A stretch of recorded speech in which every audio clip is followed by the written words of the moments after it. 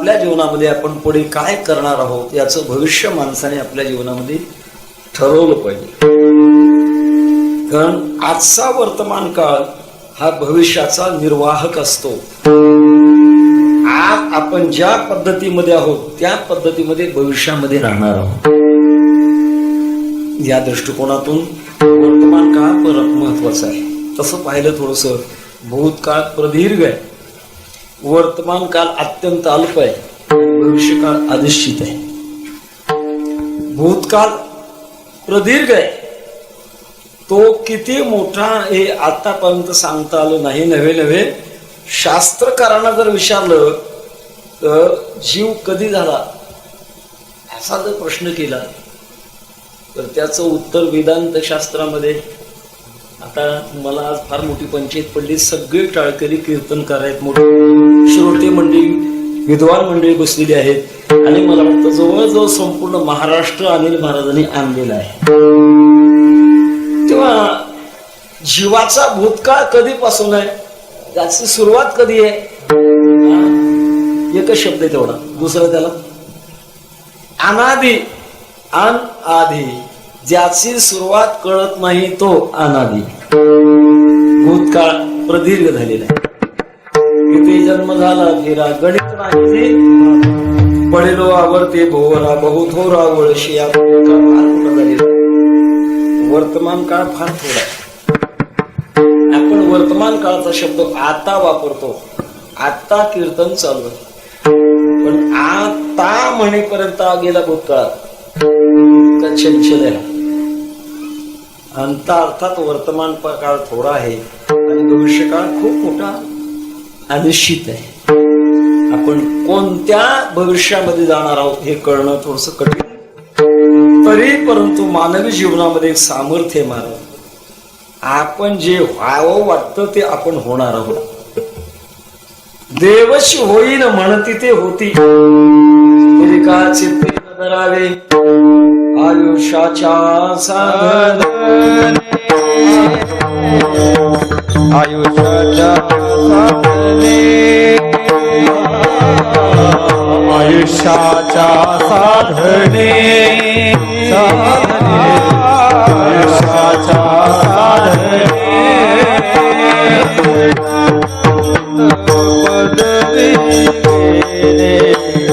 सच्चिदानंद पदवी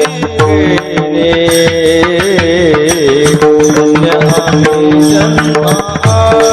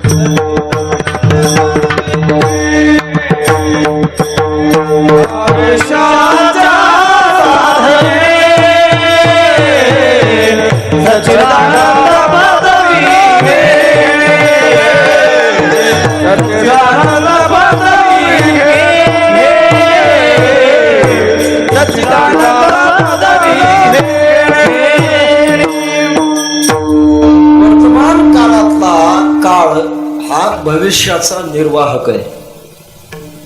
किती अल्प काळ असू द्या पण तो आपलं भविष्य ठरवत असतो. प्रसंग सांगता येण्यासारखा आहे. महाभारतामध्ये जेव्हा 9वा दिवस युद्धाचा झालेला होता, रात्रीची वेळ, आणि दुर्योधन भीष्माचार्यांच्या महालामध्ये गेला. थोडा खोचक बोलला, तुम्ही आमच्या बाजूला राहता पण प्रेम मात्र पांडवावर करताय. कारण 9 दिवस झाले एकही पांडव गेला नाही, आमची डझनानं चालली. खोचक वाक्य बोलल्यामुळे आणि भीष्माचार्याने प्रतिज्ञा केली, दुर्योधना उद्या सूर्यास्तापर्यंत एक तरी पांडव धराशायी पाडील किंवा मी तरी पडेल. आपल्याला इतिहास माहित आहे, भगवान कृष्ण परमात्मा अर्जुनाचे सारथी होते आणि भीष्माचार्यांच्या बरोबर युद्ध होत असताना शिखंडीला पुढे केलं आणि निकराचा बाण मारला. भीष्माचार्य कोसळले. आकाशवाणी झाली, दक्षिणायन सुरू झालंय, प्राण सोडू नको. आपल्या भारतीयामध्ये फार मोठं आश्चर्य महाराज, काही मंडळींनी आपले प्राण आपल्या ताब्यात एवढे ठेवलेले आहेत की ते कधी सोडायचे ते त्यांच्या स्वाधीन आहे.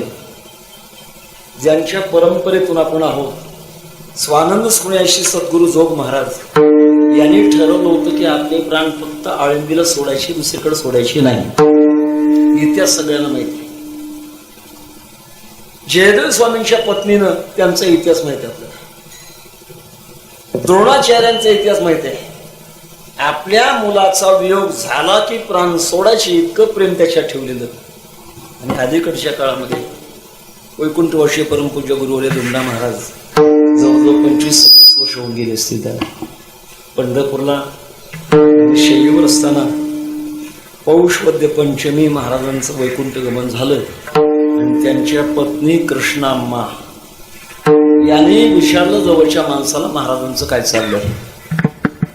आता कुठं कसं बोलता येईल, महाराज तर वैकुंठवासी झाले होते. लोकांनी, जवळच्या सेवकांनी सांगितलं, अम्मा महाराज गेले म्हटल्यानंतर कुंकवाचा करंडा मागून घेतला आणि स्वतःच्या हातानं कुंकू लावलं, एका क्षणात प्राण सोडला. ही अलौकिक अशा प्रकारची शक्ती आपल्या भारतीयामध्ये आढळून येते. तसंच भीष्माचार्यांची शक्ती, प्राण आवरून ठेवले पण बाणाच्या टोकावर झोपावलं. का झोपावं लागलं? शेवटी भीष्माचार्य विचार करतात, मी भगवान परमात्म्याची एवढी भक्ती करतो आणि मला एवढ्या दुःखामध्ये का जावं लागते. मोठा आत्मविश्वास होता.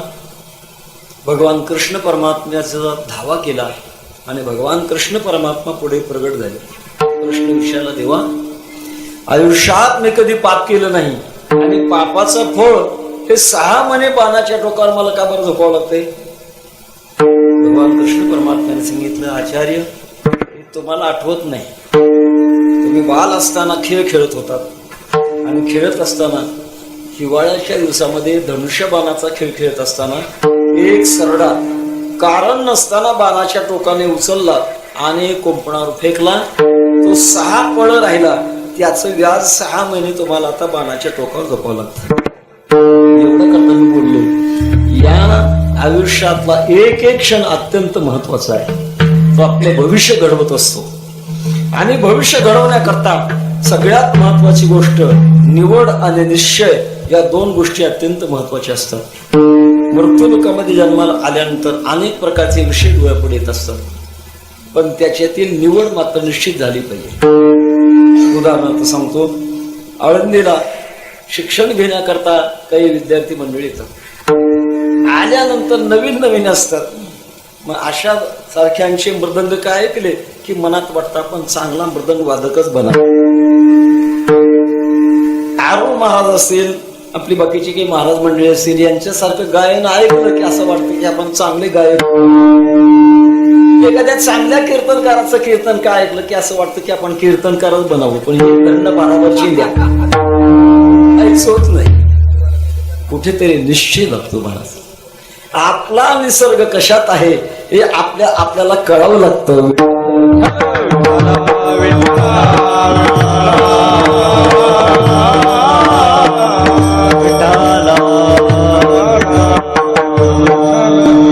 त्या क्षेत्रामध्ये विषय तर अनेक आहेत महाराज, पण आपला अधिकार कशातही कळावं लागतं. जसं कॉलेजमध्ये प्रवेश करणाऱ्या विद्यार्थ्यांना कळावं लागते की आपली बुद्धी कुठे आहे, आपली योग्यता कुठे आहे. आपण कॉमर्समध्ये जायचंय का सायन्समध्ये जायचंय, कोणत्या क्षेत्राकडे जायचे, आपल्याला आपला अधिकार कळावा लागत असतो. प्रसंगवशात साधक जीवनामध्ये सुद्धा आपला अधिकार लवकर कळत नाही महाराज. महाराजांना तुकोबारांना देवाकडे विनंती करावी लागली, देवा तुका म्हणे माझा कोण अधिकार, तो माझा विचार कळू यावा. आपला काय अधिकार तो आपल्याला कळावा. अर्थात आपला अधिकार, आपल्या इच्छा, आपली साधना हे सगळं कळत असताना जीवनामध्ये निवड झाल्यानंतर निश्चय फार महत्वाचा आहे. कारण निश्चय आपल्या साधनेमध्ये शक्ती देत असतो. निश्चयाचे बळ तुका म्हणे तेचे फळ, तुका म्हणे तेचे फळ, तुका म्हणे तेचे फळ. निश्चयाचे बळ, तुका म्हणे तेचे फळ, तुका म्हणे तेचे फळ, तुका म्हणे तेचे फळ.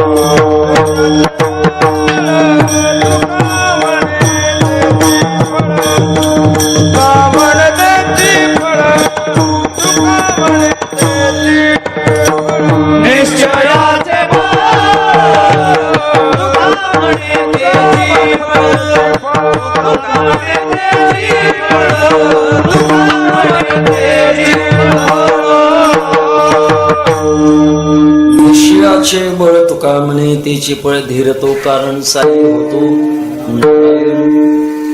कोणत्याही क्षेत्रामध्ये योग्यता फार महत्वाची आहे. अधिकार सामान्य आहे आणि योग्यता विशेष आहे. अधिकार सर्वसामान्य आहे. एवढा अधिकार नारायणी कृपा गुरुकडे दिलेला, पण त्याची योग्यता मात्र आपल्यामध्ये असली पाहिजे. योग्यता असल्याशिवाय पुढे प्रगती नसते. वैकुंठवर्षीय परमपूज्य गुरुवर्य मामासाहेबांच्या चरित्रातला एक भाग आहे. मामासाहेब SP कॉलेजचे प्राचार्य होते आणि असं म्हणतात एकदा त्या कॉलेजमध्ये एक मेजवानीचा प्रसंग होता. प्राध्यापक असतील, विद्यार्थी असतील, सगळे एकत्र झाले होते आणि मेजवानी चालू होती. कोणीतरी एक असा प्रश्न निर्माण केला. म्हणे पुण्यामध्ये एका माणसाने पहिलं लग्न झाल्यानंतर दुसरं लग्न केलंय, मग पहिलं लग्न झाल्यानंतर दुसरं लग्न का करतात, त्याचं उत्तर काय? प्राध्यापक मंडळीमध्ये त्याचं काही उत्तर शोधेना. सगळ्यांनी विचार केला, आपण असे करू, आपले सर्वांचे वरिष्ठ मामासाहेब दांडेकर, आपण त्यांनाच विचारूया. मामांच्याकडे आले, म्हटले मामा आमचा एक प्रश्न सुटेना, त्याचं उत्तर तुम्ही द्या, तुम्ही आमचे वरिष्ठ आहात. काय प्रश्न आहे? पुण्यामध्ये एका माणसाने एक पहिलं लग्न झाल्यानंतर दुसरं लग्न केलंय, पण आम्हाला असा प्रश्न पडला की पहिलं लग्न झाल्यानंतर दुसरं लग्न का करतात? मामासाहेबांनी उत्तर दिलं, या प्रश्नाचं उत्तर देण्याची योग्यता माझ्यात नाही. का नाही? त्याचं कारण, ज्याला पहिलंच लग्न का करतात हे कळत नाही, त्याला दुसरं लग्न का करतात हे कसं सांगता येईल? तशी योग्यता ज्याला म्हणतात ती योग्यता अत्यंत आवश्यक असते. मग ते ब्रह्मज्ञानाचं क्षेत्र असू द्या, यांत्रिकी क्षेत्र असू द्या किंवा परमात्म्याची भक्तीचं क्षेत्र असू द्या, प्रत्येक क्षेत्रातली योग्यता विशेष विशेष असते. कर्मकांडातली योग्यता फार क्लिष्ट आहे महाराज. ज्याच्या जीवनामध्ये एवढं मोठं धैर्य, म्हणते संसारी जन्मीजे यज्ञादी कर्म केजे स्वर्ग सुख भोगीजे मनोहर, एवढं करण्याकरता एवढा मोठा अट्टास करावा लागत असतो. अत्यंत बारकावा सूक्ष्म अशा प्रकारची वाट येते आणि वाट चालवते. हठयोगाची वाट चालण्याकरता ते त्याच्यापेक्षा अत्यंत क्लिष्टता आहे. क्लेशोदिकतरच तेषाम अव्यक्ता सप्तचेतसाम अव्यक्ता हिगते दुःखम देवात बिरवाप्यते, अत्यंत त्याच्यापेक्षा कठीण नाडी त्रया माझी सुषुम्ना संचरण साधी हा मार्ग ऐसे बोलती मुनी नरहरे चिंतनीय हरणिशी मुखी स्थान. तेव्हा भक्तीच्या क्षेत्रामध्ये एक बाजू सोपी असे वाटते. नारद महर्षी एका ठिकाणी असं म्हणतात, भक्ती सोपी आहे पण अन्यस्मात् सौलभ्यम भक्तो, सापेक्षपणा आहे, सापेक्षपणा. दुसऱ्यापेक्षा भक्ती सोपी आहे. भक्ती जर खरी सोपी असती, निवडे तो बळे विरळा,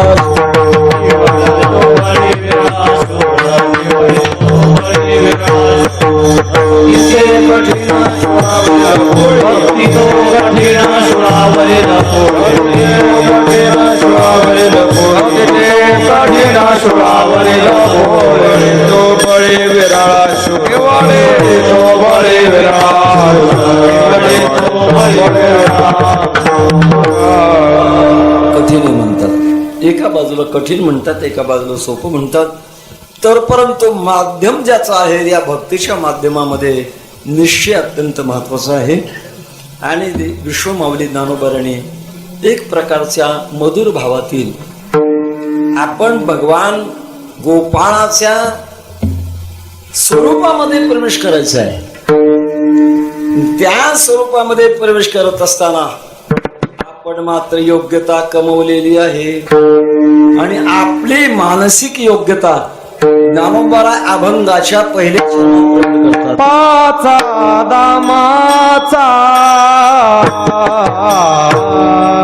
घोंगडाने सेन, पाचा दामाचा घोंगडाने सेन, पाचा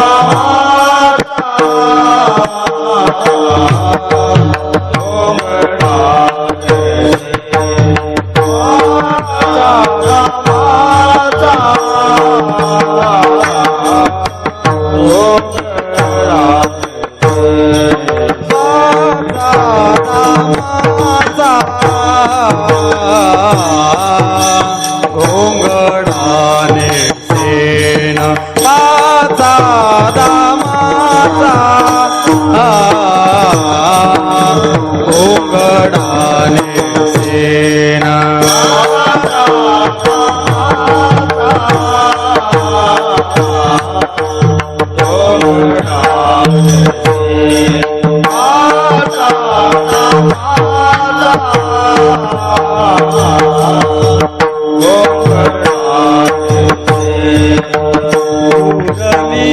मोठते मी जेवी नगे बाईये, उरली मोठते मी जेवी नगे बाईये, कामारी कामारी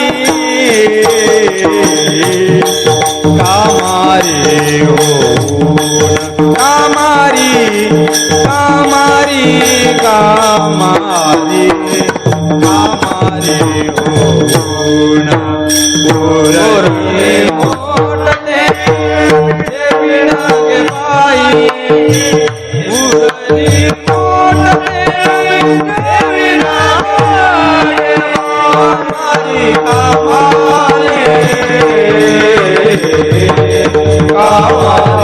होऊन कामारी कामारी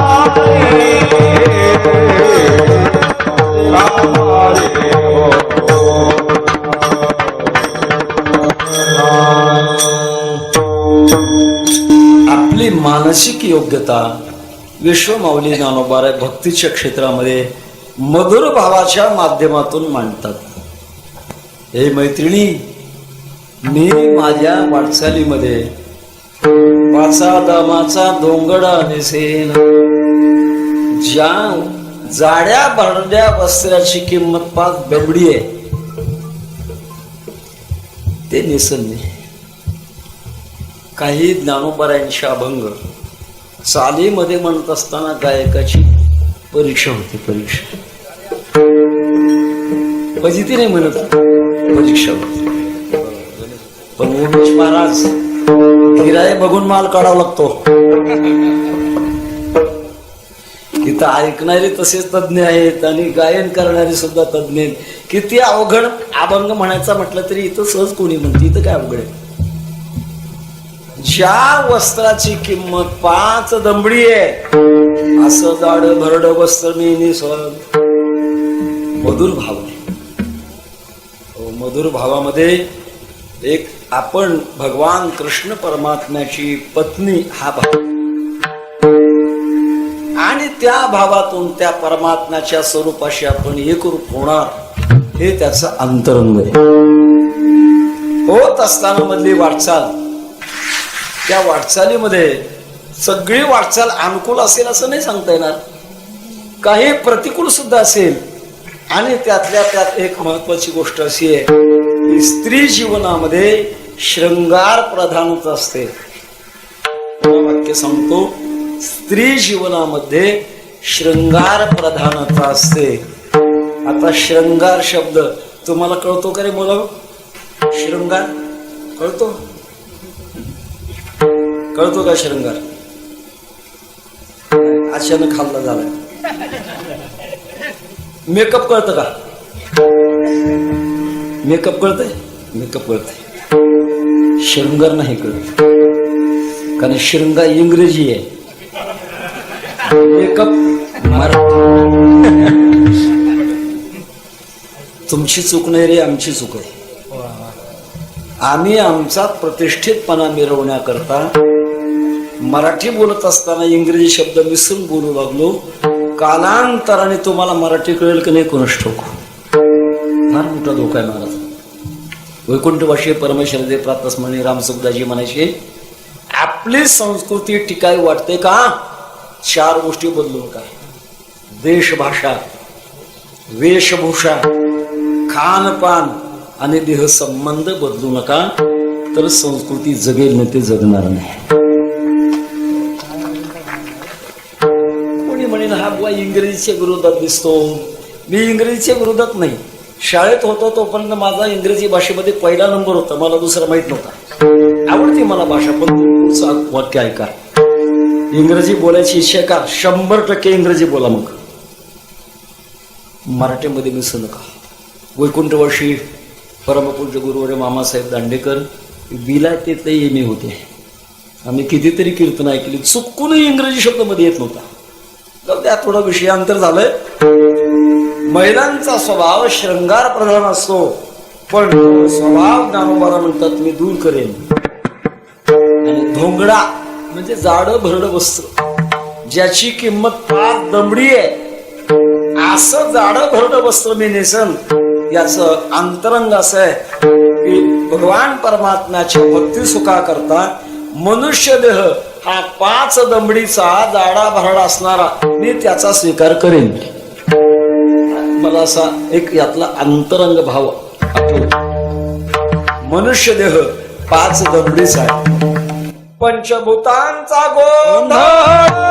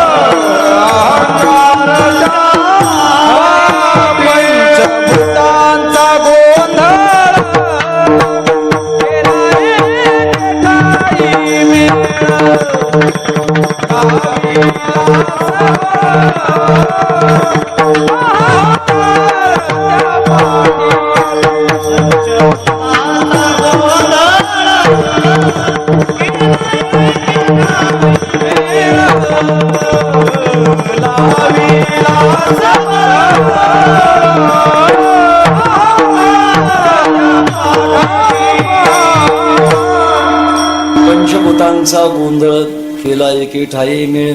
5 महाभूताचं एकत्रीकरण म्हणजे आपला देह आहे. फरक थोडा थोडा थोडा आहे. आपल्या देहामध्ये पृथ्वी तत्व अधिक आहे म्हणून आपण पृथ्वीवर वावरतो. काहीच्या देहामध्ये जलतत्व अधिक आहे म्हणून ते पाण्यात राहतात. मासा असेल, कासव असेल, काही सर्प असतात ते पाण्यामध्ये राहतात, त्यांच्या शरीरामध्ये जलतत्व अधिक आहे. काहीच्या शरीरामध्ये अग्नितत्व अधिक आहे. सूर्यमंडळाच्या जवळ काही प्राणी आहेत म्हणतात, ते मरत नाहीत एवढ्या उष्णतेने का? त्यांच्या शरीरामध्ये अग्नितत्व अधिक आहे. काहीच्या शरीरामध्ये वायुतत्व अधिक आहे. पोपट, कावळा, चिमणी हे जे पक्षी आहेत, या पक्ष्यांच्या शरीरामध्ये वायुतत्व अधिक आहे म्हणून ते हवेमध्ये तरंगतात. आणि सगळ्याच प्राण्याच्या शरीरामध्ये आकाश तत्व आहे. छिद्र पडतं याचा अर्थ आकाश तत्व आहे. सगळ्यात मुद्दा असं हे सगळं एकत्रीकरण केलेलं आहे. आणि त्यातल्या त्यात मानवी देहाच्या बाबतीमध्ये निकृष्टता जर पाहिली तर बऱ्याच दृष्टिकोनातून निकृष्ट दिसतंय. शरीर विटाळाची आळी, मायामोह पाश झाले, पतन शरीराच्या मुळे शरीर काळे व्यापिले. खूप शरीराची निंदा केली आहे. 8व्या अध्यायामध्ये ज्ञानोबाराने एका श्लोकावर पूर्ण शरीराचं निकृष्टपणे सांगितलेलं आहे. फार निकृष्ट आहे माणसाचं शरीर. या बाबतीमध्ये शरीर घाणेरडं आहे, शरीर विनाशी आहे. क्या जीवन की पकड़ी आस, हाथों लिया नहीं तेरा घास. शरीर विषारी आहे माणसाचं शरीर. असं आहे, एखादा साप जर माणसाला चावला, चावताना माणसाच्या शरीरात दात त्याचे घुसतात, त्यावेळेला माणसाच्या शरीरातलं विष सापाच्या शरीरात जातो. काही काळात तो सर्प मरू शकतो, पण त्याला एक नैसर्गिक ज्ञान आहे. तो असं बाजूला जातो म्हणतात आणि आपली शेपटी थोडी तोडतो. शेपटी तोडल्यानंतर माणसाचं विष त्याच्या शरीरात जे गेलंय ते निघून जातं आणि मग सर्प जगतो, नाही तर जगणार नाही. विषारी आहे माणसाचं शरीर. आपण नेहमी ऐकताना विंचोला पाल गिळते, पचवते. पाला विषारी आहे. पाळीला कोंबड्यानं पाहिल्यानंतर कोंबड गिळतं, पचवतं. कोंबड आधीच विषारी आहे, पुढचं आता सांगायची गरज आहे. एवढं विषारी आहे, विषारी आहे, विकारी आहे, याची किंमत नाही महाराज. काही प्राण्याची खूप मोठी किंमत आहे. तंत्रविद्येमध्ये मी ऐकले बरं का, फक्त तंत्रविद्येमध्ये ज्या कासवाच्या पाठीवर टिपके आहे अशा कासवाची किंमत 1.5 कोटी रुपये. तंत्रविद्येमध्ये आणखीन एक असा सर्प आहे म्हणतात, ते मांडूळ म्हणतात काही भागामध्ये, काही भागामध्ये गांडूळ म्हणतात. ते नाही, त्या सर्पाला एका बाजूला 2 तोंड असतात म्हणतात. जुन्या वाड्यात जर द्रव्य पुरलेलं असेल तर ते जर शोधायचं असेल तर त्याच्याकरता त्या सर्पाला धरतात, त्याची दोन्ही तोंड दाबतात रात्रीच्या वेळेला आणि त्याच्यातून प्रकाश पडल्यानंतर खाली पुरले द्रव्य दिसतं. कोणाला करायचं असेल तर करून बघा. त्या सर्पाची किंमत 1.5 कोटी रुपये. एक पाल आहे गणेश महाराज, एक पाल आहे, पाल. तिचं आता नाव माझ्या नाही लक्षात राहिलं, मी पेपर मध्ये वाचलो. त्या पालीची किंमत 1 कोटी रुपये आहे. कारण तिच्या शरीरातून द्रव्य काढतात आणि एडस झालेल्या किंवा कॅन्सर झालेल्या माणसाला ते भरतात, ते कामाला येतं. अर्थात इतर प्राण्याच्या बाबतीत जर पाहिलं तर किमती मोठ्या आहेत, गुण किती मोठे आहेत, बाकी सगळ्या गोष्टी आहेत. माणूस किती जरी सुंदर झाला तरी काय मोरा इतका सुंदर होईल का? किती मोठा जरी झाला तर हत्ती एवढा होईल का? किती पराक्रमी झाला तरी वाघासारखा होईल का? पण माणसाच्या शरीरामध्ये फार मोठा गुण आहे. देवच होईन म्हणती ते होती, इतराच्या शरीरामध्ये ते नाही. याकरता ज्ञानोबा म्हणतात, मी त्याचा अंगीकार करेन. पाचा दामाचा धोंगडा नेसेन, बंदोबस्त मी स्वीकारेन. उरले मोठते मी जेविले बाई. आता शरीर का म्हटलं की त्याला खाद्य लागतच. 84 लक्ष योनी आहेत. प्रत्येक लक्ष योनीतल्या शरीराला कोणतं ना कोणतं तरी खाद्य असतच, कारण खाद्याशिवाय तो पिंड टिकत नाही.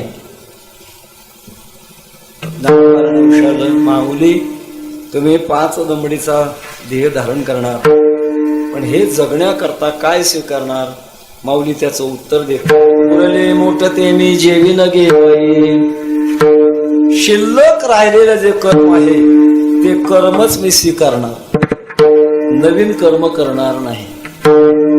कारण नवीन कर्म करण्यामध्ये काही वेळेला दीर्घ अशा प्रकारच्या काळात ते कर्म भोगावं लागतं. दुसरी महत्वाची गोष्ट आहे, कर्माचे जे 4 मुख्य प्रकार आहेत, नित्य, नैमित्तिक, प्रायश्चित्त आणि शेवटचं काम्य. नित्य कर्म आपल्याला माहित आहे, नैमित्तिक माहित आहे. आता हे चालू हे नैमित्तिकच कर्म आहे.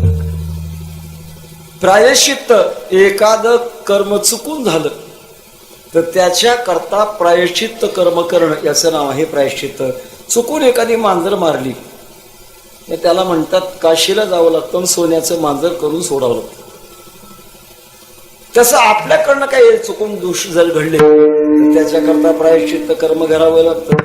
भक्तीच्या क्षेत्रामध्ये सुद्धा प्रायश्चित्त कर्म आहे. विठ्ठल विठ्ठल हृदयात हेची घेऊ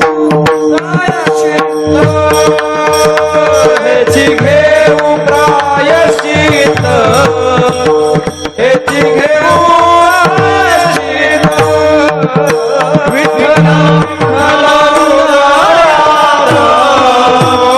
हेची घेऊ प्रायश्चित्त हेची घेऊ प्रायश्चित्त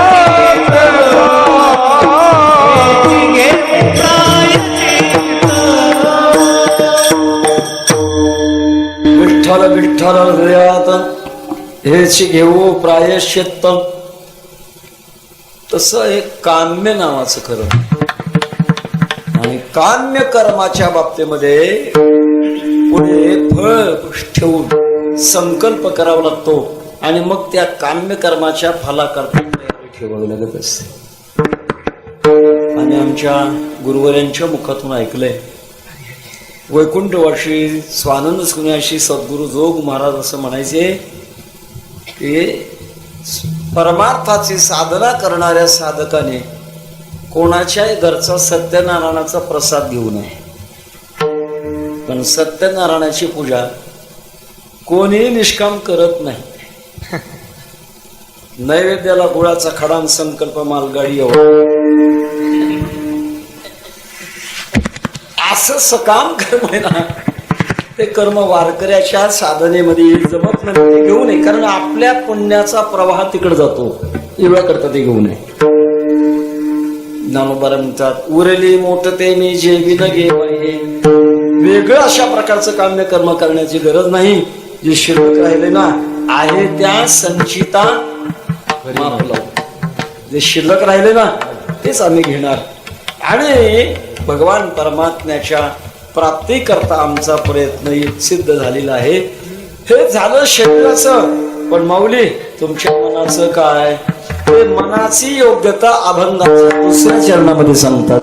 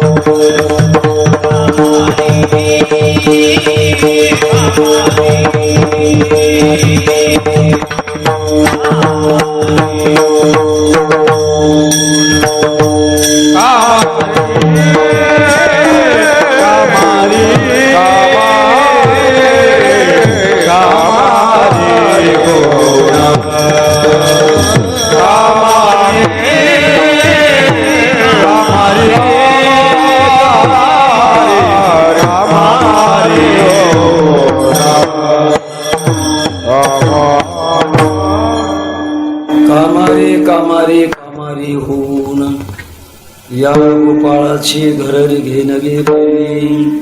एकच शब्द माऊली 3 वेळेला वापरतात. कामारी शब्दाचा अर्थ अतृप्त. कामारी बटिक सेवेचा सेवक दीनपणे रंक होता बरे. कामारी म्हणजे अतृप्त होत. एकच शब्द 3 वेळेला का वापरावा? शास्त्रीय दृष्टिकोनातून दोष आहे, त्याला पुनरावृत्ती म्हणतात. ही तर 3 वेळेला. एखादा वक्ता एकच वाक्य पुन्हा पुन्हा बोलायला लागला की समजायचं भांडवल संपलंय. तो शब्द पुन्हा पुन्हा नाही वापरायचा. शब्दामध्ये नाविन्य पाहिजे. आणि जर काही तसं होत असेल तर समजायचं कुठेतरी वक्तृत्व संपलेलं आहे. सद्गुरू झोप महाराजांच्या वारकरी शिक्षण संस्थेमध्ये 4 वर्षाचा अभ्यास केल्यानंतर शेवटी त्यांच्या गळी किती तत्वज्ञान उतरलंय याची अंतिम परीक्षा असते. 5 अभंग दिलेले असतात. प्रत्येक अभंगाचं पहिलं चरण पाकिटमध्ये घातलेलं असतं. परीक्षा देण्याकरता जेव्हा विद्यार्थी समोर येतात तेव्हा 5 पाकिट असे पुढे अंथरलेले असतात. त्यांना सांगायचं तुम्हाला आवडेल ते पाकिट उचला. ते उचलल्यानंतर मग त्याच्यात जो अभंग निघालेला असेल तो त्यांना सांगायचं बघा संसाराच्या अंगी अवघे चरेसने अभंग निघालेला करा त्याच्यावर कीर्तन. 40 मिनिटात कीर्तन करायचं. गंमत अशी महाराज हो एरवी तो विद्यार्थी किती जर वाघ असला त्या गादीवर आला की शेळीच बनतो. घबराट निर्माण होते. आणि मग कसं तरी वाकडी तिकडे चाल म्हटल्यानंतर मग प्रारंभ केला जातो. परीक्षेला मिळालेला अभंग तुकोबरायांचा विठ्ठल विठ्ठल विठ्ठल अभंग फार महत्वाचा आहे. विठ्ठल हे वाक्य विचारायचं आणि विठ्ठल विठ्ठल म्हणायचं. आम्ही लक्षात घेतो यांची तयारी फटाफट मार्क कमी करतो. इथं काही चालत नाही. सांगण्याचा मुद्दा असा एकच शब्द पुन्हा पुन्हा का वापरावा? ज्ञानोबा ते आपल्याला त्यांच्या हृदयाची उंची आणि खोली नाही कळाली याचा अर्थ कमी कुठेतरी कमी आहोत.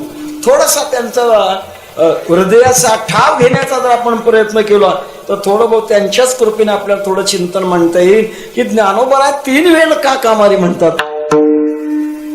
कामारी म्हणजे अतृप्त असणं आणि 3 वेळेला का कामारी म्हणावं त्याची थोडीशी कल्पना. कारण वास्तविक ही साधूंची समाधी भाषा आहे.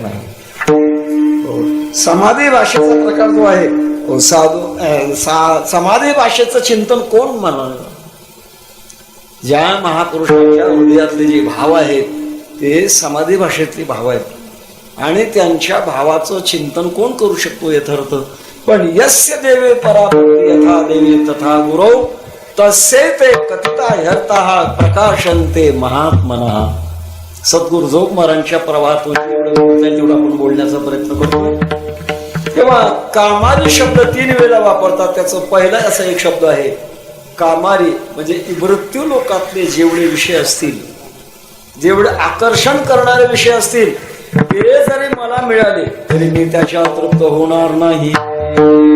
पहिला भाव तो का म्हणे त्यांचे कळले महावर्म जे जे कर्म धर्म नाशिवंत हा देव नाशिवंत मळमूत्राचा बांधा वरी शर्म घातले रे कर्मचा सांधा रव रव दुर्गंधी रे अमंगळ तिचा बांधा स्मरे त्या हरिहरा शरण जाई गोविंदा. तेव्हा मृत्यू लोकातली किती मोठी संपत्ती मिळू द्या, किती मोठी सत्ता मिळू द्या, पण मात्र त्याच्यात आम्ही तृप्त होणार नाही. सिकंदर बादशाहचं उदाहरण आपल्याला समजून घ्या. तो म्हणतो माझी अंत्ययात्रा निघत असताना माझे दोन्ही हात मोकळे करा आणि एका हातात तो कडे मिळवलेली सगळी संपत्ती स्मशानापर्यंत घेऊन चला, दुसऱ्या हाताने मिळवलेलं सगळं सैन्य स्मशानापर्यंत घेऊन चला आणि जाताना माझ्या देहाला खांदा देण्याकरता नातलगाने देऊ नका. जे निष्णात वैद्य आहे त्यांनीच मला खांदा द्यायचा. याच्यातून सुचवायचं काय आहे? हे सगळं अपुर आहे. थोडक्यात सांगण्याचा एक भाव असा आहे की मृत्यू लोकातले कोणते विषय जरी मिळाले तरी मी त्याच्याने तृप्त होणार नाही. म्हणून पहिला कामारी शब्द आहे. दुसरा कामारी शब्द आहे परलोकातले दिव्य जरी भोग असले तरी आम्ही त्याच्याने तृप्त होणार नाही, त्याच्याने संतुष्ट होणार नाही. जसं नचिकेता म्हणतात सर्वेंद्रियाणाम जर्यतेजा इमा रामा सरता सतुर्या नये दृशा ब्रह्मनिये मनुष्य. यमराज म्हणतात अरे बाळा काय मागायचं ते माग ना, मोठ्या मोठ्याला जे मिळत नाही मी ते तुला देतोय. पण शेवटी नचिकेत म्हणतात सर्वेंद्रियाणाम जरयन्ति तेजा, नकोच मला. प्रसिद्ध उदाहरण माहित आहे, जेव्हा शुकाचार्य तप करू लागले होते आणि तप करत असताना स्वर्गातल्या इंद्राला भीती वाटू लागली. का? कदाचित यांचं पुण्य अधिक झालं, माझं पद हिरवून घेतील. तेव्हा त्यांना भ्रष्ट करण्याकरता इंद्राने रंभा पाठवली. रंभा समोर आली. शुकाचार्य तपामध्ये तल्लीन होते. रंभेने आपले 5 बाण मदनाचे असतात, ते शृंगार शतकामध्ये त्याचा अभ्यास करतात. ते सगळे 5 बाण सोडले, परंतु रंभेचे रूपे शुके नुठिजेची कंदर्पे काही परिणाम झाला नाही महाराज. शेवटी रंभा येऊन शुकाचार्याला विनंती करू लागली, महाराज मी तुम्हाला पसंत होऊन आली आहे, माझ्या करता कितीतरी मोठे खटाटोप करावे लागतात, यज्ञादी कर्म करावे लागतात, मी प्रसन्न होत नाही. आपण होऊन तुम्हाला प्रसन्न झाली आहे, मला देहभाव भोग द्या. शुकाचार्य मानवी देहाची निंदा खूप खूप खूप मोठी केली. रंभेने सांगितलं, महाराज हे मृत्यूलोकातल्या देहाचं तुम्ही सांगताय, आमचे देह स्वर्गातले. स्वर्गातल्या देहाचा वेगळेपण आहे. स्वर्गातल्या देहाला घाम येत नाही. स्वर्गातले देह त्यांचे डोळे खालवर होत नाहीत. स्वर्गातले देह पृथ्वीहून चिटकून चालत नाहीत. आणि चौथी गोष्ट सांगतो, स्वर्गातल्या देहाची सावली पडत नाही. असं जर कोणी दिसलं तर समजा हे स्वर्गातले. आणि आमचा देह काय तुम्ही म्हणता नाशवंत आहे का, दाखवते म्हणून रंभेनं आपलं पोट फाडलं. रक्ताचा थेंब नाही, पाण्याचा थेंब नाही, घाण नाही, अत्यंत सुगंध येऊ लागला. शुकाचार्य थोडं पश्चातापात पडायला लागले. अरे अरे अरे अरे, कळालं असतं तर किती बरं झालं असतं. रंभेला वाटलं आता प्रसन्न झाले. रंभेने सांगितलं, हा महाराज काही अडचण नाही, काय चुकलं म्हणता. शुकाचार्य म्हणतात, रंभे मला जर अगोदर माहित झालं असतं तुझ्या पोटी जन्म घेतला असता. का? स्वर्ग भोगते हे न लगते असार, क्षणे होती जाते क्षणेचे नश्वर.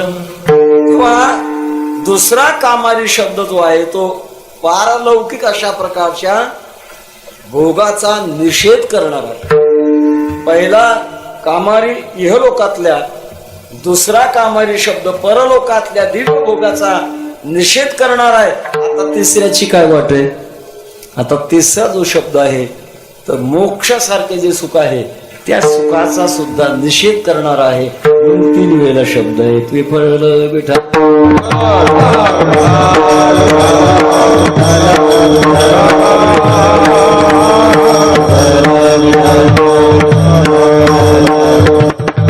ज्ञानोबांची ओळी आहे. आता आपल्याला काय टाळकरमध्ये ज्ञानेश्वरी उभी आहे. भोग मोक्ष बापुडी तेजी कुळे, जयाची आवडी केली मजशी कुळवाडी. अचानक झाला हल्ला.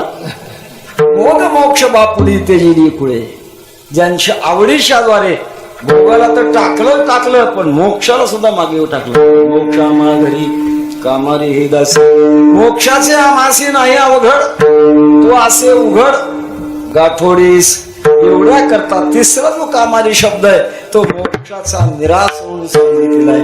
आम्ही याने संतुष्ट होणार नाही.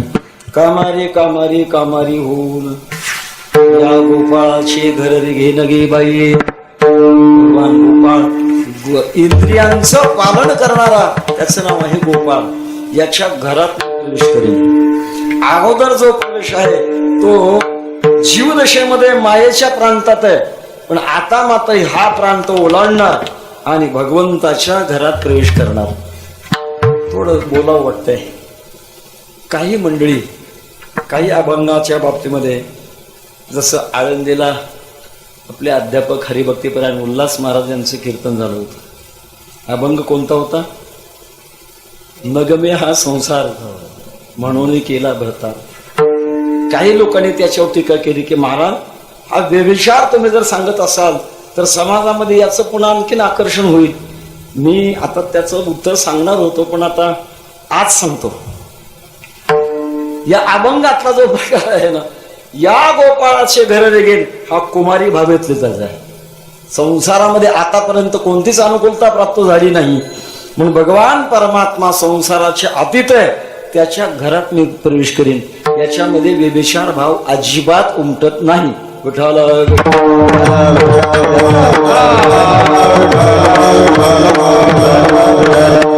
भक्तिशास्त्रामध्ये परकीय भाव स्वकीय भाव काय असते ते भाव बघून घ्या. सांगण्यात येत तर तसा, या गोपाळाचे घर घेणं गे बाई. पुन्हा आणखी एक प्रश्न इथे अडवतो. या त्याने म्हटलं या इदमस्तु सन्निकृष्टे, जवळ असणाऱ्या वस्तूला हे ह्या ही अशा आपण शब्द वापरू. भगवान परमात्मा ज्ञानोबारांच्या जवळ आहे आणि जवळ असणाऱ्या भगवान परमात्माच्या घरामध्ये मी प्रवेश करणार. त्याचं उत्तर असं आहे, हो, परमात्म्याचं जे काही दर्शन आहे ते सर्वांनाच आहे. आज आपण इतके एकत्र आहोत किंवा बाहेरची जरी मंडळी असतील, त्या सर्वांनाच भगवान परमात्म्याचं दर्शन झालेलंच आहे, पण ते निरवयव दर्शन आहे. दोन प्रकारे, सावयव दर्शन वेगळं आणि निरवयव दर्शन वेगळं. निरवयव दर्शन लवकर लक्षात येत नाही, सावयव दर्शन लवकर लक्षात येत असत. उदाहरण सांगतो. आपल्या वेदांत शास्त्राच्या दृष्टिकोनातून कल्पना करा, माझी वृत्ती डोळ्याच्या माध्यमातून या माईककडे गेली आणि माईकला तिने व्यापलं. माईकच्या ठिकाणी असणारं चैतन्य आणि माझ्या वृत्तीतलं असणारं चैतन्य दोन्ही जेव्हा एक होतं तेव्हा मला माईक पाहायला मिळतो. दोन्ही चैतन्याचं एकीकरण जोपर्यंत होत नाही तोपर्यंत माईक दिसतच नाही. अर्थात चैतन्य मी पाहिलंय, पण मला चैतन्य पाहिलं असं लक्षात येत नाही, माईक पाहिलं असं लक्षात येत. दुर्दैव इथे निरवयव परमात्मा दर्शन होत नाही, सावयव परमात्म्याचं दर्शन होईल. आम्ही एक दृष्टांत सांगत असतो. एका शाळेमध्ये एका गुरुजीने मुलांच्या बुद्धीची परीक्षा पाहण्याकरता एका अंधाऱ्या खोलीमध्ये टेबल ठेवला. त्या टेबलवर 9 वस्तू ठेवल्या. मुलं होती 40. प्रत्येकाला प्रश्न दिला, म्हणजे अर्थात सर्वांना एकच प्रश्न असा होता, अंधाऱ्या खोलीमध्ये जायचं आणि टेबलवर ज्या 9 वस्तू ठेवलेल्या आहेत त्या 9 वस्तू मोजायच्या आणि बाहेर येऊन आपल्या नावापुढे किती आकडा तो आकडा लिहायचा. प्रत्येक मुलाला खोली सोडलं, प्रत्येकाने टेबलवरच्या वस्तू मोजल्या आणि आपल्या नावापुढे 9 9 9 9 असं 9 आकडा लिहिला. 40 जणांनी 9 9 आकडा लिहिला. गुरुजीने सांगितलं, तुम्हा 40 जणांचं चुकलंय. मुलं म्हणू लागली, गुरुजी मेजॉरिटी आमची आहे, तुम्ही एकटीच चुकलं म्हणता. असे सिद्धांतामध्ये मेजॉरिटी चालत नाही. एका माणसाने बेदोने 4 सांगितलं आणि 10 माणसाने बेदोने 5 सांगितलं, कोणाचं खरं? दादा 10 जण म्हणतात बेदोने 10 आणि एकच म्हणतो बेदोने 4, कोणाचं खरं? एकाच. आता तो एकटाच आहे की. सिद्धांतामध्ये मेजॉरिटीला किंमत नाही. एक गणित विचारतो तुला सावधानाच, किती शून्य एका ठिकाणी केल्यात 1 होईल? जमते काही नाही. मग मी सांगतो, 1,00,000 शून्य एका ठिकाणी केल्यात 1 व्हायला काय बिघडले? हल्ला अचानक हल्ला. कोणी सांगा, इकडे लहान मुलगा बसलाय, किती शून्य एका ठिकाणी केल्यात 1 होईल? होय, इकडे एक आहे, किती शून्य एका ठिकाणी केल्यात 1 होईल? 1,00,000 एका ठिकाणी केलं ते होईल की नाही? नाही नाही पक्के नाही म्हणते. वैकुंठवाशी गुरुवारी मामासाहेबांचं एक वाक्य असायचं, किती गाढवं एका ठिकाणी केलं ते गोड होईल. गाढव गोड ते. तसं गुरुजींनी सांगितलं, अरे तुम्ही 40 जण जरी आहेत ते तुमचं चुकलंय, चला दाखवतो. सगळ्यांना घेऊन गेले खोलीमध्ये. टेबलवरच्या 9 वस्तू मोजल्या आणि ज्या दिव्याने दिसत होत्या तो 10वा तेच विसरले. आपलं तसंच होतंय. ज्याच्यामुळे सगळं जग दिसतंय परमात्म्याचं चैतन्याचं एकीकरण होतंय, पण ते आपण लक्षात घेत नाही. ज्ञानोबारानं ते लक्षात होतं म्हणून या गोपाळाचे घर बाई घरामध्ये मी प्रवेश करेन, अर्थात माझी वृत्ती त्याच्या ठिकाणी एक बरोबर झाल्यानंतर ज्ञानोबारानं एक महत्वाचा प्रश्न केला. माऊली सोपं नाही मला, ते घर मोठ्याच आहे आणि मोठ्याच्या घरामध्ये प्रवेश सहजासहजी मिळत नाही. त्याच्या अगोदर तर तुम्हाला बोर्ड वाचायला मिळेल, परवानगी शिवाय आत येऊ नये. बोर्ड असतं मोठी जागा. पहिल्यांदा अपॉइंटमेंट घ्यावी लागते, किती वाजता भेट मिळेल. अशी अपॉइंटमेंट घेतल्याशिवाय पुन्हा भेट मिळत नाही. आणि तुम्ही म्हणता त्याच्या घरामध्ये प्रवेश करेन, जर प्रवेश नाही झाला मग काय करणार? त्याचा उंबरा उसीस करेन, त्याचा उंबरा उसीसा करेन.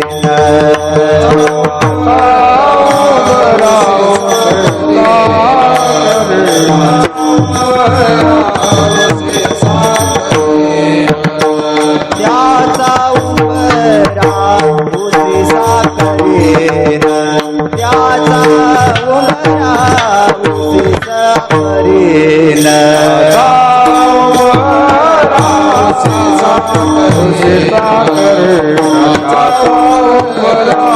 उसीसा करेन. वरिये रझार सारी नगे बाये, वरिये रझार सारी नगे बाये, वरिये रझार सारी नगे बाये. कामारी कामारी कामारी होईल, कामारी कामारी कामारी होईल.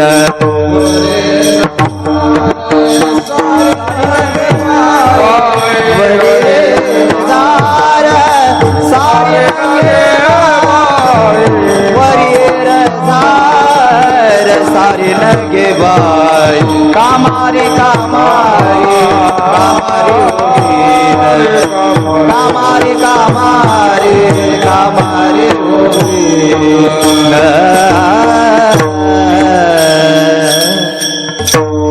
याचा उंबरा उशिसा करीन. आता तर या शब्दामुळे आता पुन्हा तिसऱ्या चरणात या आलाच. याचा उंबरा उशिसा करेन.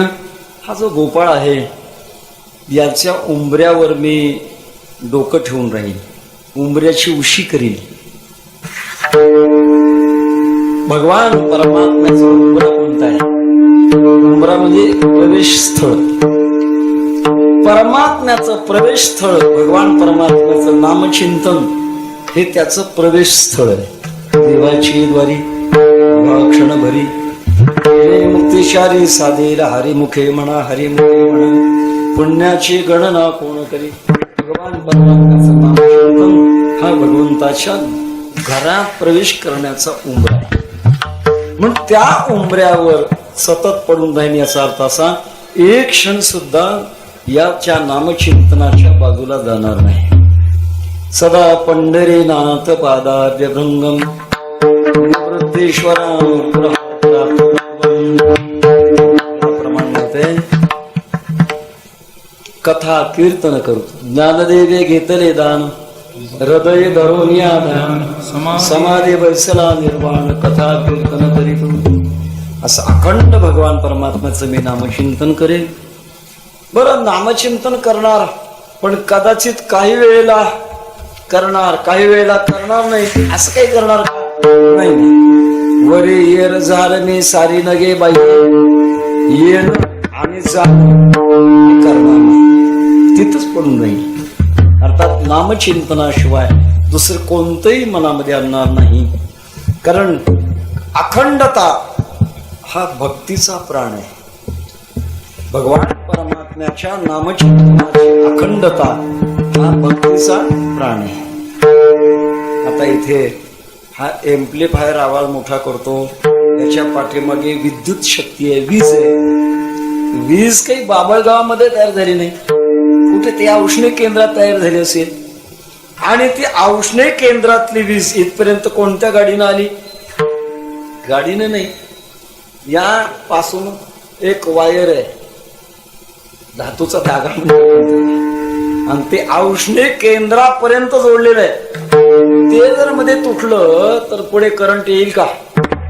तसंच आहे, भगवान परमात्म्याच्या चिंतनाचं वायर तुटलं न पाहिजे, अखंड पाहिजे. अखंड असल्यानंतरच पुढचा आनंद प्राप्त होतो. त्याच्या खंडित तेवढा आनंद प्राप्त होणार नाही. खंडित होणं नाहीपेक्षा बरं आहे. सांगत असतो, एका घरी पावसाळ्याच्या तोंडावर एक पाहुणा गेला होता. रात्रीची वेळ होती आणि बैठकीतला बल्बल लागत होता, विझत होता, लागत होता, विझत होता. घर मालकाला असं का होतं होय? त्यांनी सांगितलं, खांबावरचं कनेक्शन लूज पास आहे. हवा आली की चिटकते आणि हवा थांबली की तुटते, त्याच्यामुळे हे लागते, विजते. तसं प्राथमिक अवस्थेमध्ये कनेक्शन लूज पास असतं. वारी आली की चिटकते आणि वारी संपली की तुटते. सप्ताह आला की चिटकते, सप्ताह संपला की तुटते. कीर्तन सुरू झालं की चिटकते आणि कीर्तन संपल्यानंतर लूज पास करंट. नाहीपेक्षा बरं आहे, काही नाही, आपला स्विच कायमच बंद केलाय, होईल कधीतरी अखंड.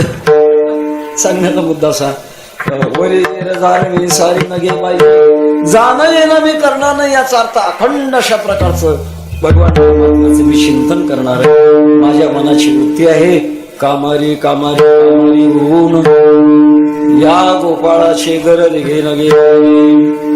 शेवटी मैत्रीण विचार, काही वेळेला असे महत्वाचे निर्णय घेणं, या निर्णय घेण्याला करता कोणाची तरी संमती लागते, कोणीतरी जीवनाला विचारणार लागतं, जबाबदार लागतं. तसं तुमच्या जीवनामध्ये कोणीतरी विचारणारा जबाबदार आहे का नाही? अभंगाच्या शेवटच्या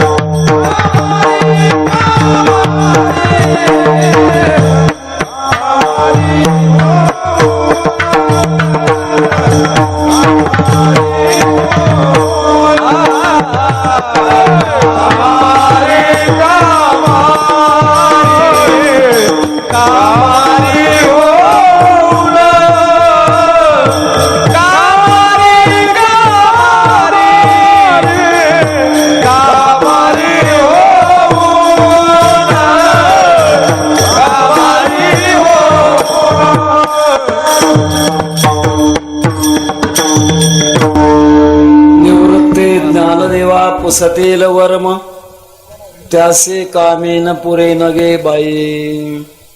माझे सद्गुरू निवृत्तीनाथ मला या बाबतीमध्ये विचारतील हे काय चाललंय. असं जर मला विचारलं तर मी त्यांना पुरणार नाही का, असा एक प्रश्न आहे. याचं उत्तर असं आहे, मी नक्की पुरणार आहे. त्यांना मी उत्तर देऊ शकणार आहे. प्रत्येक क्षेत्रामध्ये आपल्याला कोणीतरी विचारणारं वरिष्ठ लागतंय महाराज. कोणाचा ना कोणाचा तरी धाक लागतो तेव्हा माणसं मोठी होत असतात.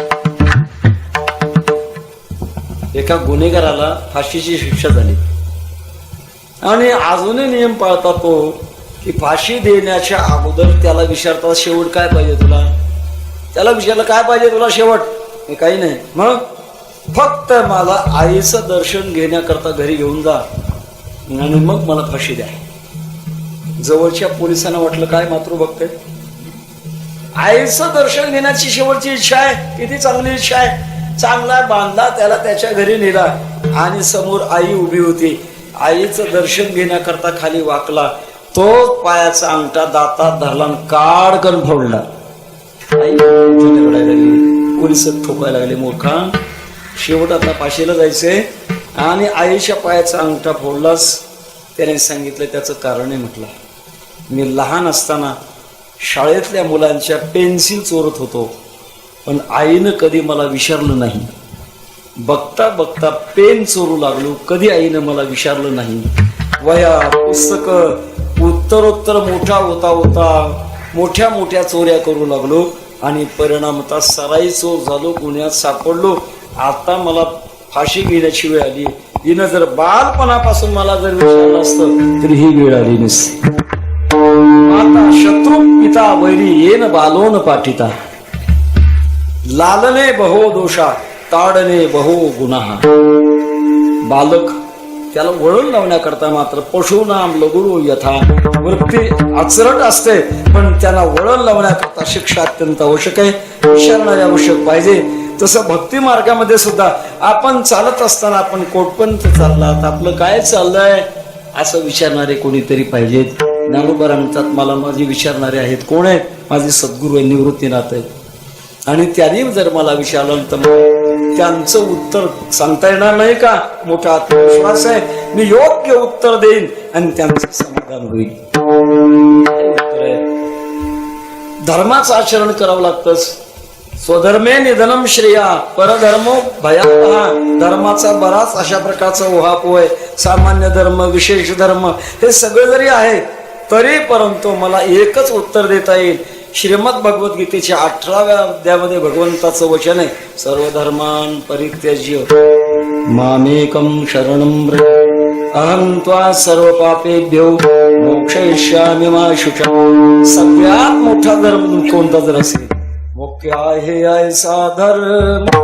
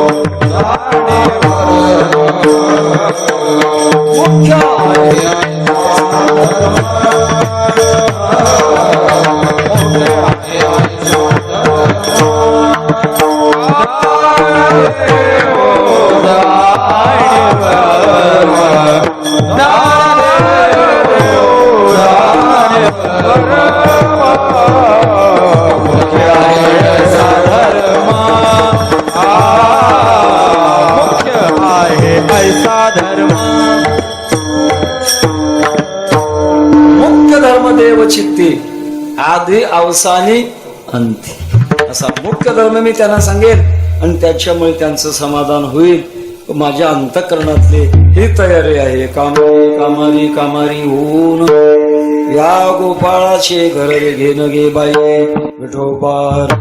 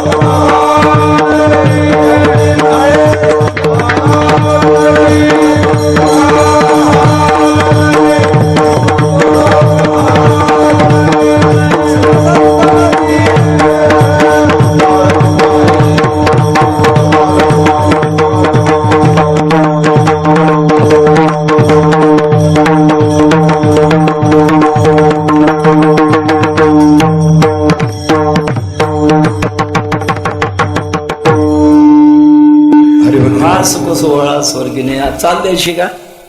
मला वाटतं तुला उपसंहार करून शेवटी द्या की चाल, कारण फक्त 9 मिनिटं शिल्लक आहेत आणि महाराष्ट्राच्या कानाकोपऱ्यातून मंडळी आलेली आहेत.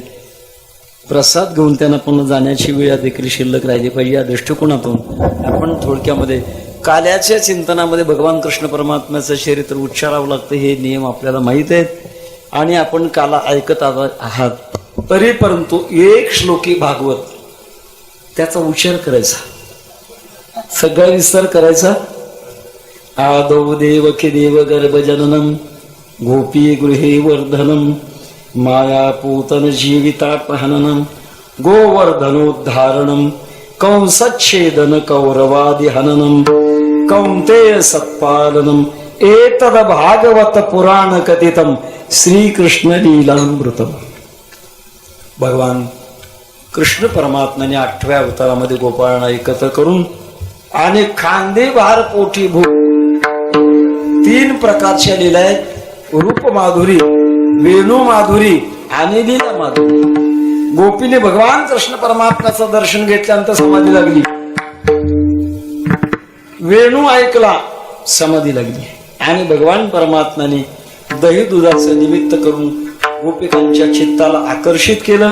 अशा बाललीला आपण नेहमी ऐकत असतो. दृष्टिकोनातून सर्वांचा विस्तार न करताना भगवान परमात्म्याने सर्व गोपाळांना बहु केली, वणवण पाय पेटे झाला असेल, आपल्या गायी सांभाळल्या आणि यमुनेच्या वळवंटामध्ये हामामा होतो तो खो खो लगोऱ्या चेंडू फळी अर्थात क्रिकेट कंसात कालिया मर्दन नावाची लीला भगवान कृष्ण परमात्म्याने केली आणि कंसाने पाठवलेली महान महान राक्षस संपवली. भगवंताच्या बरोबर खेळत असताना गोपाळांना आलेला थकवा बहु केली वणवण पाय पेटी झाला शेण. भगवंता भागलो दातारा करिता येर झारा, आम्ही थकलो, खांदे भार पोटी भूक काय खेळायचे सुख. सर्वांनी भगवंताला प्रार्थना केली, कृष्णा आम्हाला आता तृप्त करावं. भगवंताने सांगितलं चला वळू गाई बसू जेवू देखील. आपल्या गायी वळू काला प्राप्त करून घेण्याकरता ज्यांच्या गायी अर्थात गुणाम इंद्रिये अर्थात हे आपल्या ताब्यात असावी लागतात. त्याचा एवढाच अर्थ न करून बाकीचा जो बाह्य अर्थ त्याचा त्याग करणं हेही योग्य नाही. कारण विद्यमान काळात आपल्या भारतीय संस्कृतीतली मूर्तिमंत देवता गावो विश्वस्य मातरा, ज्या गोमातेच्या संरक्षणाकरता आपल्या देशातल्या महान महान साधू संतांनी प्रत्यक्षात गोळ्या खाल्ल्या, मेले मेले. पुरुषा शंकराचार्यांनी 72 दिवस उपवास केला होता. त्याच वेळेला करपात्री शास्त्री होते, ज्याने 12 वर्ष हातावर भिक्षा घेऊन खाल्ली, कुठलंच भांड हातावर घेतलं नाही आणि अखंड तपश्चर्या केली. पण त्यांचं नाव पडलं होतं करपात्री. त्यावेळेला करपात्री महाराजांनी त्या काळात ज्यांच्या हातात शासन होतं आणि ज्यांनी साधू संतांवर गोळ्या चालवल्या त्या घराण्याला शाप दिला, तुमच्या घरावर गोळ्या चालतील. अशा दिव्यातून आणि विद्यमान काळामध्ये गायीच्या बाबतीमध्ये गोवंश संवर्धन, गोवंश हत्या बंदी कायद्याने झालेली आहे. त्याच्याकरता आपल्याकडे फार मोठी जबाबदारी आहे, गो संवर्धनाची जबाबदारी आहे. आता तोंडावर बोलणं बरं वाटणार नाही, पण टाळणंही बरं वाटत नाही. रामी टाकळीचे आपले रासवे सर जवळजवळ 200-250 गायी सांभाळतात. गोपालन आपले आकाश महाराज मगर आहेत, हेही देखील गायी सांभाळतात.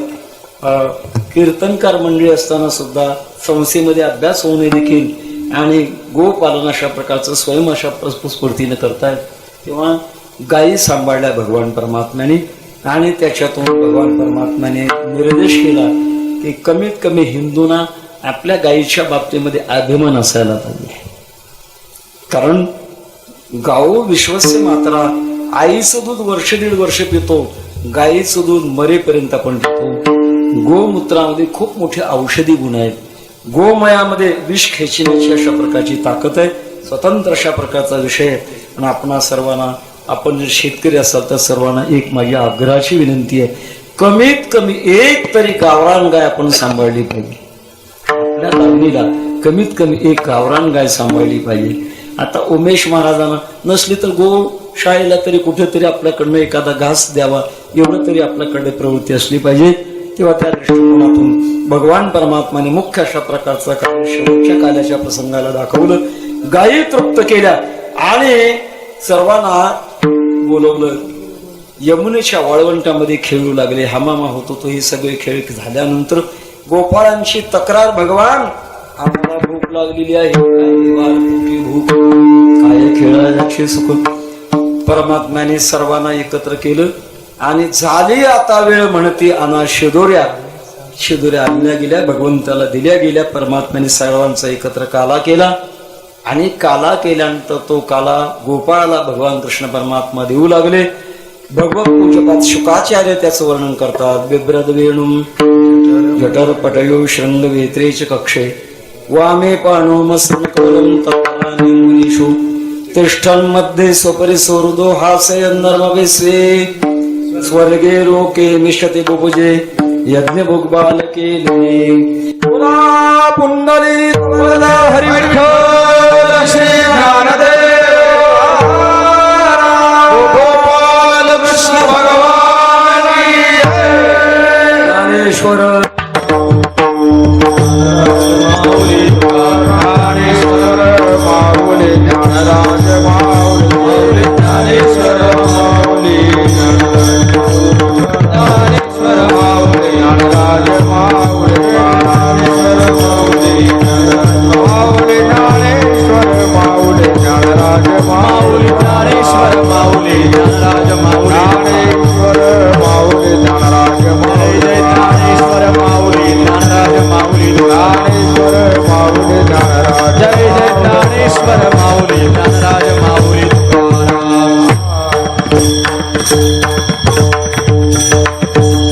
कुंडवासी हरिभक्तीपरायण साहेबराव गणपतराव पाटील अण्णा यांच्या प्रथम पुण्यतिथीच्या निमित्ताने हा संपन्न झालेला सोहळा आजच्या या चिंतनाने आपण संपूर्णत्वाला नेत आहोत. अण्णा एक अंतरंग अशा प्रकारचं व्यक्तिमत्व आणि ज्याने 2 सुपुत्रांना जन्म दिला. हरिभक्तीपरायण अनिल महाराज आणि त्यांचे धाकटे बंधू लक्ष्मणासारखं आपलं सगळ्या कौटुंबिक जबाबदारी सांभाळणारे सुनीलराव. तेव्हा मातोश्री राधाबाई महाराज. तेव्हा या कौटुंबिक जीवनातल्या कार्यक्रमाकरता आपण एवढी मंडळी उपस्थित झाला आहात. उगीच कोणी कोणाकरता येत नाही ही गोष्ट लक्षात ठेवण्यासारखी आहे. अनिल महाराजांच्या बाबतीमध्ये आता आल्यामुळे मी जास्त वर्णन नाही करणार. जर नसते तर मी वर्णन केलं असतं. कर्तृत्वाची शक्ती ज्यांच्या जीवनामध्ये. एकच उदाहरण सांगतो. 1 वर्षी मी असा नियम केला होता. शिवाजी महाराज वर्षभर कुठेच कीर्तन करायचं नाही, गावातलं मंदिर तयार करायचं होतं. त्याच्याकरता कुठे तारक घ्यायची नाही असा नियम केला होता.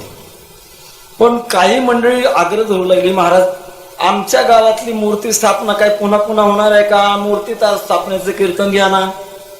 मग मूर्ती स्थापनेची कीर्तन सुरू झाली.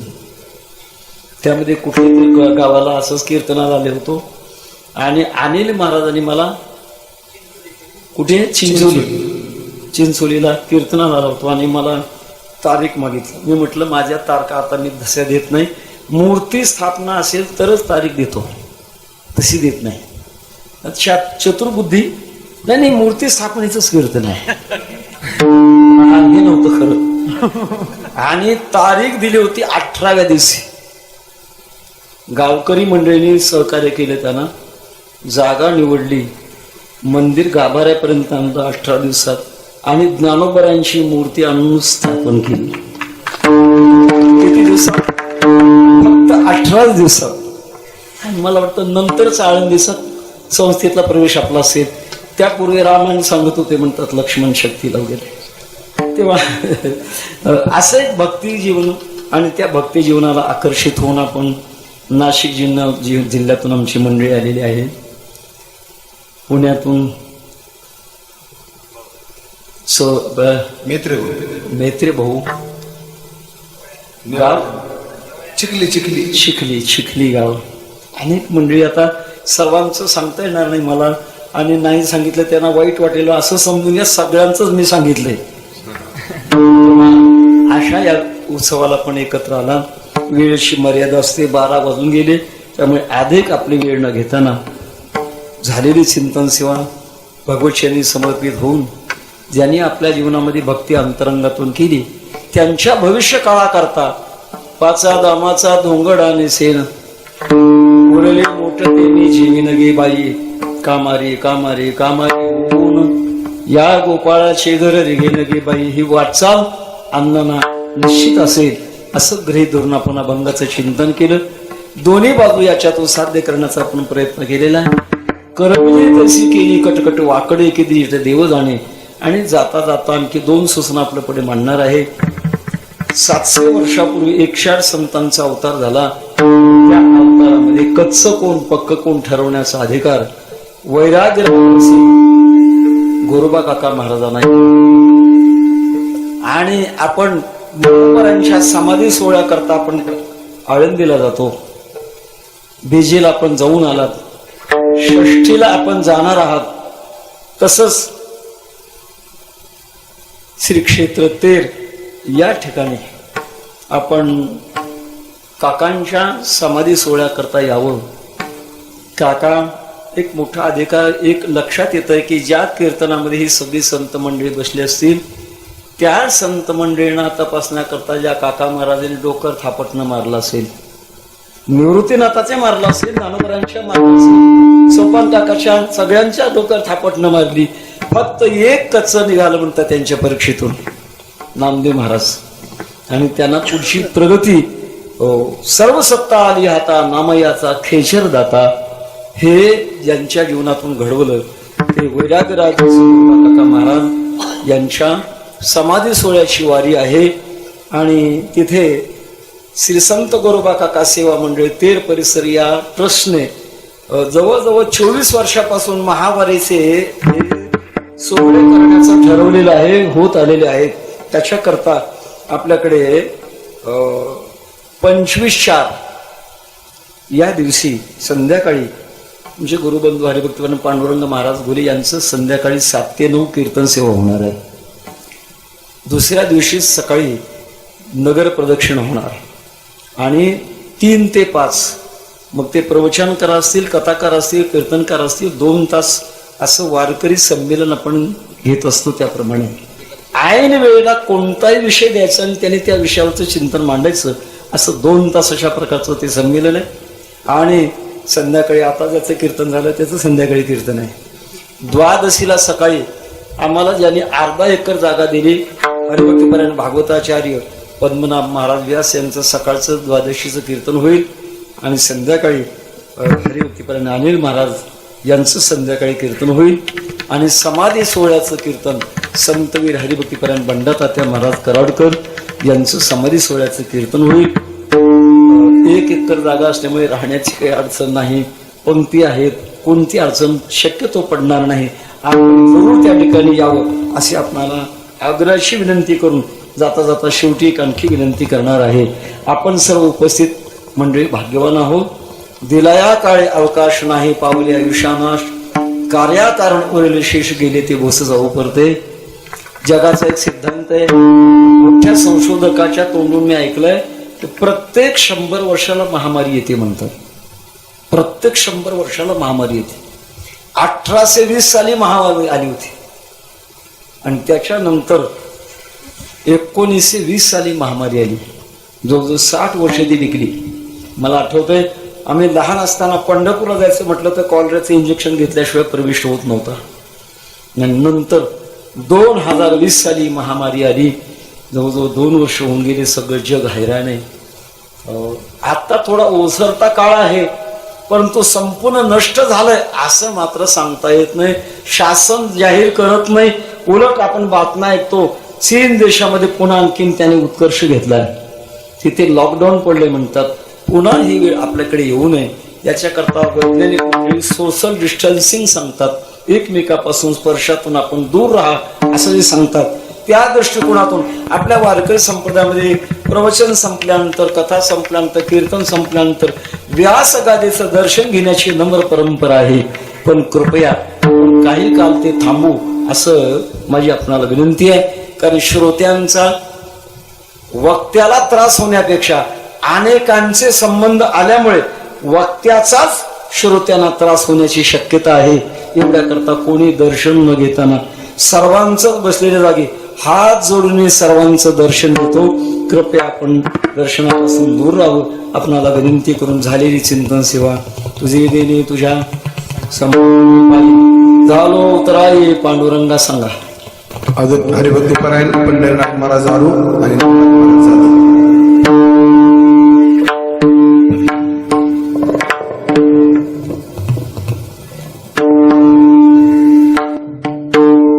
निवृत्ती ज्ञानदेवा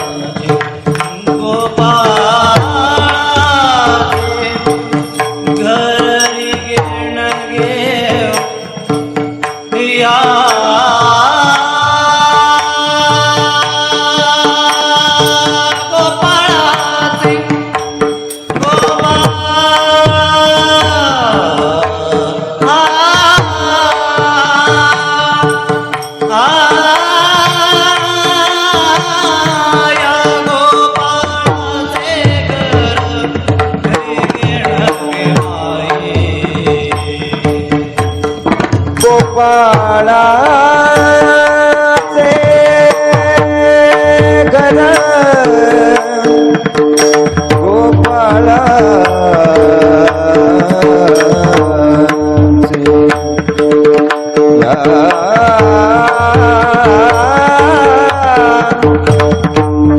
या गोपाळाचे घर या गोपाळाचे घर गे लगे बाई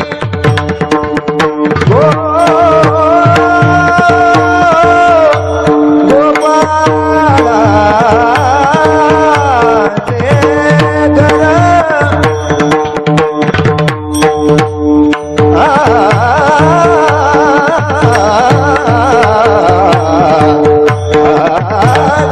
गोपाळाचे या गोपाळाचे घर इथे लगे बाई गोपाळाचे घर या गोपाळाचे घर गे लगे बाई